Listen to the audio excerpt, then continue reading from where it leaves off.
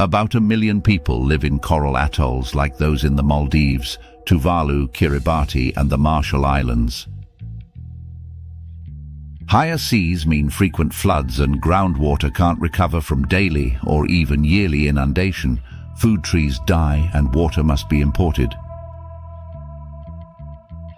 Thousands of Marshall Islanders have already emigrated.